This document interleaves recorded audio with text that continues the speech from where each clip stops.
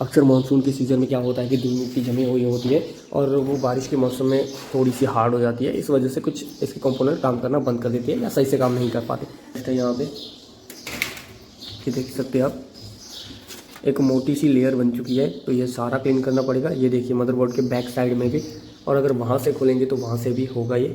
और ये है CPU का दूसरा साइड, हम इसे भी ओपन कर लेते हैं। तो आप अंदर लिटरली देख सकते हैं कि कितनी डस्ट जमा हो रखी है, और ये सारे कंपोनेंट पे भी डस्ट जमा हो रखी है, ये देखिए। तो इस वजह से है ना, बहुत सारे PC ऐसे हैं जो बंद हो जाते हैं। लिटरली इसमें प्रॉब्लम ये है कि यहाँ से हम ऑन करते हैं जब, तो पावर तो आता है बट यहाँ से ये ऑन नहीं हो पाता है। तो इसके बटन से शायद डस्ट होगी या ख़राब हो चुका होगा, इसको क्लीन करना पड़ेगा एकदम अच्छे से।